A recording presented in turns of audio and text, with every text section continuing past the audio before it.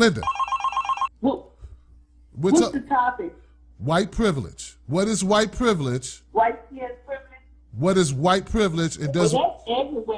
It's not just here. A lot of people tend to think that it's here only in America, but it's everywhere. It's everywhere that you go. On the face of the planet, on Earth, it's not just in America, but that white skin privilege is everywhere. I agree. What is so what? On the jobs and anywhere, political, you name it, in every arena, in every area, white skin privilege dominates. What is white skin privilege? What is it? Well, white skin to be, to have, not only white, but the lighter you are, you can not only if you are white, if you are anybody that's fair skin, pretty much, you will have privilege over anyone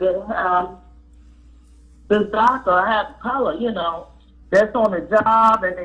And like I said, in every arena, everywhere you go, in every arena, you just, white skin privilege to be born with white skin, and you can get special privileges because of that. What is like what? Tell me one of the privileges that you get. Privileges on whether it's in the for resources, jobs, money, housing. They have what they call blockbusting, when black people move into white neighborhoods or prominent middle class neighborhoods, and they charge you double of what they would charge someone white. Your mortgage is twice of what they were paying, and I know for a fact. And when you go to get a loan, when you go to get cars, the interest rate is much higher. For black people with black skin, their interest rate doesn't even mean that. When you get loans for businesses, half of the time we can't even get approved to get a loan to open up a business. If we do, we're paying double what they will pay. And people always say, well, why don't you go open up your own business? If we could get a loan, don't you think more people will have their own business? And then when we get them, we pay double whatever they would pay. We will pay double or triple. Hello? And that's, it's just even on the job. Minimum wage was made for people of color pretty much, because we tend to get the lower pay on jobs. Even if we have degrees, it doesn't matter. If you have experience, years of experience, it doesn't matter. You can come in because you have white skin privilege, and you could be white, and somebody black can have a degree, and you still could make more money than them. That's just the way the system is. That's the way it's set up, rigged up, stacked up. We can, Yep, I agree with you, Linda. I agree. And I like the way that you put it in the context, because some people don't understand it is there are definitive ways that white privilege is displayed in this country, but probably around the world. And a lot of people just look at this thing, you say it, but I want people to be specific. What is an experience, Linda, that you've had where you knew that it was a negative experience because you were black? And you, in your gut, go ahead. I have a couple, but I'm going to give you this one. Please. I went for this job. I had years of experience, and I have a bachelor's degree. Now, this white lady went for the same job. She didn't have years of experience. But she had a degree. She had a degree, but she didn't have years of experience. Now, they paid her at least $6 more than what they offered me. And when I tried to get more, she refused it. She told me she'll take that job and give it to somebody else who appreciates the amount that she was offering. When I heard her, and I spoke with the white woman about the amount that she was getting. And that was just one incident. Another incident, the company said, we'll pay you. Your pay is based on your experience. I had at that time 3 years experience. Another African American woman, she was older, she had 15 years experience.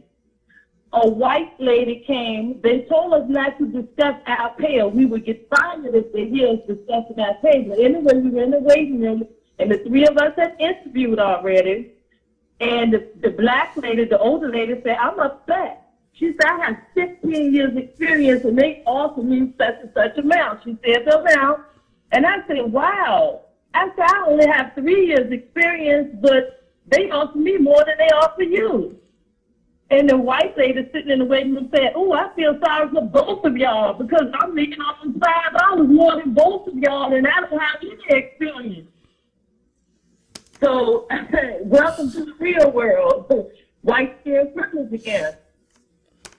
Thank you, Linda. Thank you, Linda, for being honest, lady. Thank you so much. You're welcome. You know, you hear these types of, I've heard these types of conversations, these types of stories all my life.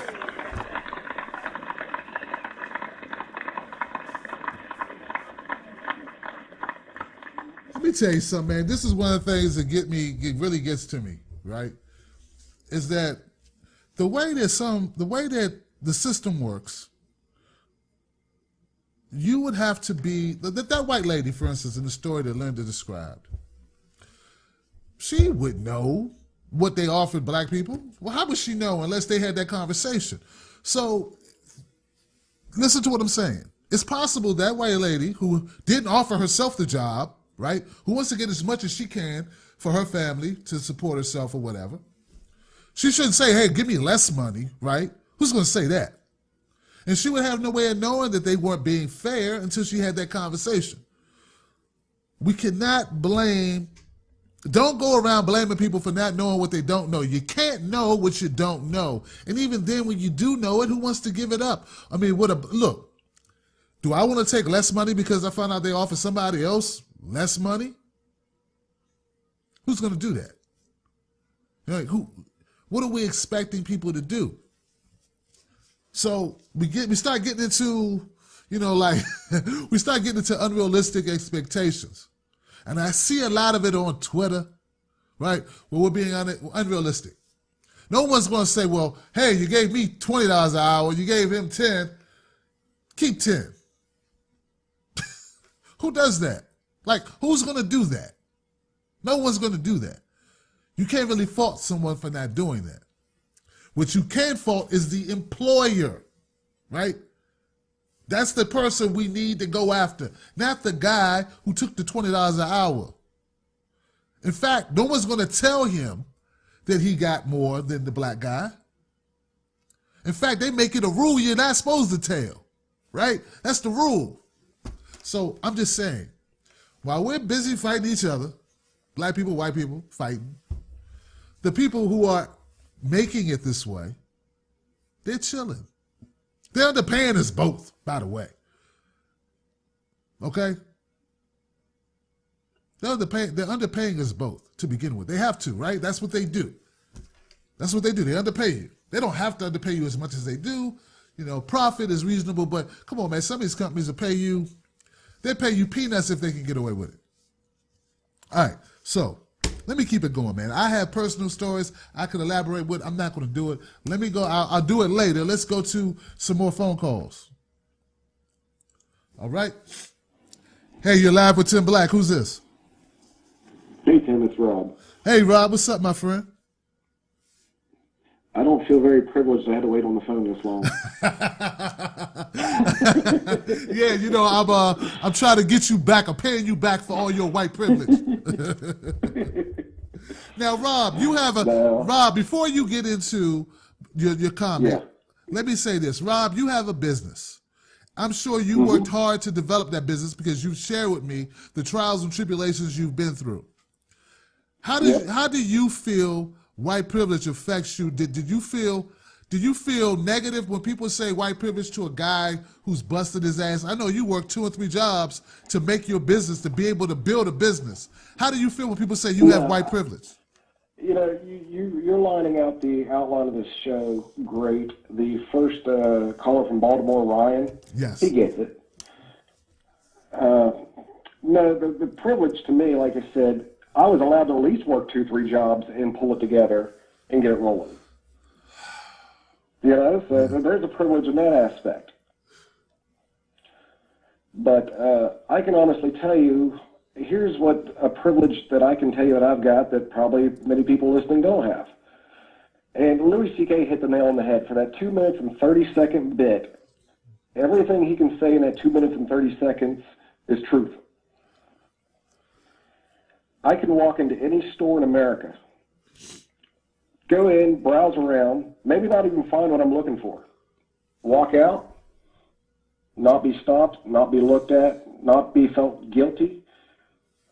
I have seen countless YouTube videos of people of color, black people, Middle Eastern, walk in stores and have their cameras kind of hidden, showing the loss prevention or the store managers or the clerks tailing them. And I find that sad and appalling. It's never happened to me. Yep. You're right. You're absolutely right. And the kicker is, if the black people if the black people are the only people you're looking for, then you tend to only catch the black people stealing. And then it continues to build on the stereotype that black people just do a bunch of stealing and white people don't steal. But if you never watch them, then you'll never know. Well, I agree. I mean, you're looking at 13% of the nation, black. You're not hard to spot. Right. You know, you walk into the Walmart and let's say it's 90% white in there, you're going to be easy to spot. Right. But you should not be singled out by any reason. I've seen those videos. I've yet to see a video of a white guy walk around the store with no intent to buy anything, just browse and get out, and not have eyes burning on him. That's a privilege. Yep. But our goal here, like I said, it's not going to move fast enough because you are 13% the nation. We've got to infect more people to understand it. Yep. White privilege does not mean I get an extra check from the government. White privileges, like you said, does not mean that we're rich and all that. We're going to have to work. But the privileges are there. Louis C.K. said it best. You know, when you can, if I chose to get into a time machine, any time I go to is going to be great. Yep. That's a privilege. But no, I see it on the small scale, and just my little synopsis there was walk into any store in America, and I can walk out conscious, guilt-free. You know, I can do my business and get in and get out. Yep. Exactly. And people got to understand that's white privilege. Yep. That's part of it. Just less things to worry about. Right. I know. Yeah, that's it. That's part of it. It could be bigger than that, but on a very basic level, something we all do every day. You don't even have to think about it. You can go in the store, look around, no one's going, I wonder if he put something in his pocket. What's going on? Watch this guy. You know, they just won't do that to you. Right. All right. That's just on the small level, but when it's that small, it trickles up huge, and people miss the big parts. Like you said, when it comes to the loans, the pay scale, you know, if it's happening at that level, at the small level, you know it happens at the big level. Right, because it's psychological. They're thinking that black people are not trustworthy. So extrapolate that out to bank loans, like you say, Rob. Human beings come into the process at some point. You know, these people who have these thoughts come into the process. These same people who have these thoughts are policemen, are judges, or politicians. Yep. In fact, think about this: the responses that Ryan and Rob gave me today are more on point than the responses that Hillary Clinton could give at a job interview for the presidency. It was her job to be in it. She's at a debate, and her response was lousy compared to what Rob just said. And Rob's not running for anything. So when people say, what's wrong with Hillary? There goes a perfect example. Rob is more in touch with what black people are dealing with, deserves a vote more than Hillary does, in my opinion, because at least he knows what being white means. She doesn't know. And it's her job to know. I agree.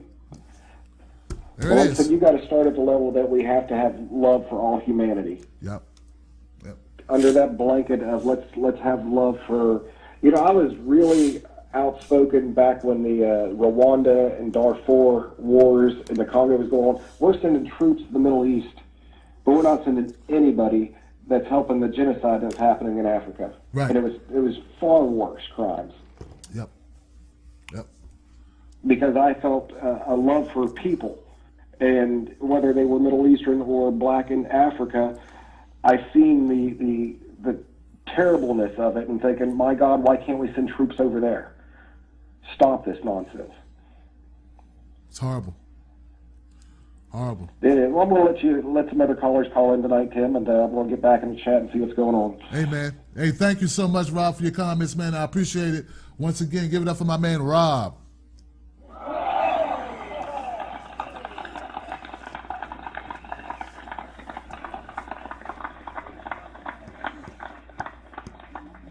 Yeah, I just want to point out that Hillary Clinton line again, guys. Hillary Clinton was asked the same question I asked Rob. How does white privilege affect her? What in her life can she point to? She started talking about money. She is she's the wife of a former president that people call the first black president. She don't even know what white privilege is. I give you a better definition of white privilege than she does, and she was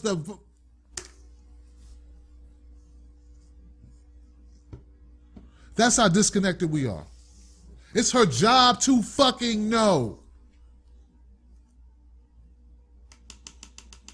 And I got Trayvon Martin's mother coming out. I support Hillary Clinton. She don't even know what you go through, girl. Sit down. God bless you, but sit down, lady. Hillary Clinton has no idea what you go through.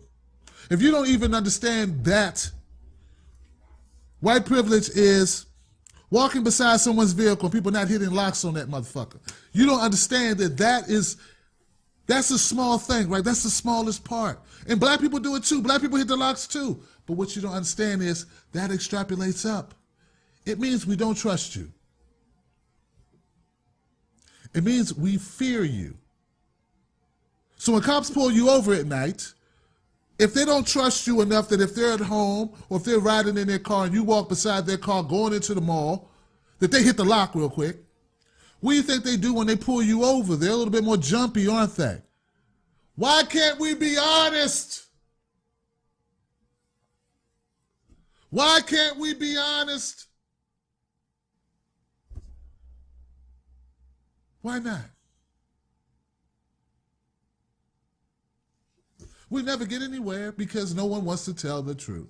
Now, I'm not talking about you guys watching. I'm talking about America in general. We don't want to tell the truth. Because then we got to admit that when people get shot in the ass, when people get shot up, sometimes it is racist. You know why? Because you're just naturally more afraid of black people. For whatever reason. Would it have anything to do with the shit that you've seen in TV, news, media? Yes. And that's why I say it's intentional that you feel the way you do. That's why I'm a humanitarian first, and I try to be compassionate. You know why? Because you do not control the imagery that you've been fed all your life. You didn't make the movies, but someone did. It's not by coincidence. It's not an accident. It's not an accident that the villains are black and the good guys are white. It's not an accident.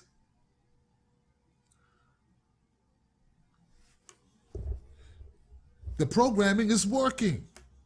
Why do you think it doesn't work on police officers? Why do you think it doesn't work on politicians? Why do you think it doesn't work on regular? All these people are people. These are human beings subjected to the same stimuli. But they're supposed to somehow, and they're not saying everybody reacts the same way. There are some white people who probably are not affected by this crap, but some that are. The ones that are not affected, well, they're affected, but they can combat it with logic and reason, experiences, things that they've experienced in their life that contradicts some of the negative imagery that they get. That's great. But what about the people that can't because they haven't had those experiences? If you never had, something, you never had quiche, you may be, that's some nasty shit. You'll listen to what people tell you about it till you had it. And then what happens when you have it and it's not prepared correctly? How many people have ate something for the first time and it wasn't prepared correctly? Did you want to try it again? And I know it's not the perfect analogy, but it is an analogy, right? It is one that we can all relate to. All of us have eaten food for the first time, right? All of us have had a food that we've never had before.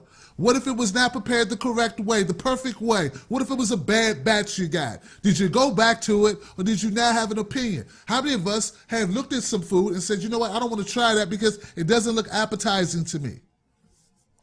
Everyone, right? So when we start talking about race, people lose their mind. They don't want to be logical anymore. Then it's all about defending your fucking group, which is part of the problem. Then also remember on the other side of this, folks, that there are black people who get the same programming who think the same thing about the damn food. So now we got a double problem. We got more problems and more problems and more problems. That's what white privilege is. And I'm not saying that white privilege, that white folks are always the great food. But what I'm saying, there's bad food, good food, pretty good, great, fucking fantastic, horrible. It's like all these different flavors, all these different. And black people in our media, you keep getting the same shit. Bad, violent, criminal, kill them all, didn't do nothing. Feral. I heard all, I read that shit. You understand? I read it.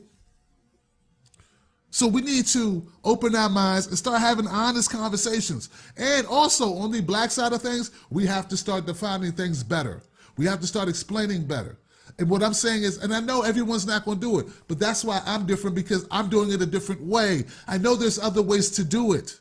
I'm doing it my way. You want it their way? Go their way. You just want a bunch of black people sitting around talking about how horrible these people are, and you think that's really going to help us? Well, fine.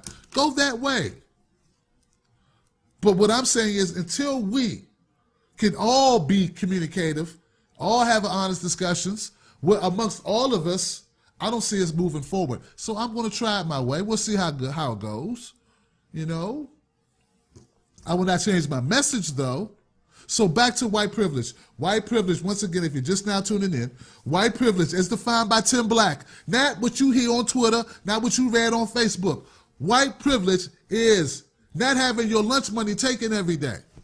It's not getting free lunch money. It's not having it taken every day. It's not having society say you are bad just by the sheer fact that you are not white. Nothing else. Don't bring class up. Don't put money in it, right? Because nobody knows how much money you have when they look at you. Not automatically. There are white guys treated better than well-dressed. There are white guys wearing cut-off jeans with mustard stains on those motherfuckers, with turned-over tennis shoes, with scraggly hair and beards, who are treated better than a black guy in a suit. Now, if you want to talk to me about class, you can. But make sure you know that you're on shaky ground with me because I realize that. And if you don't realize that, you have not been in the corporate world.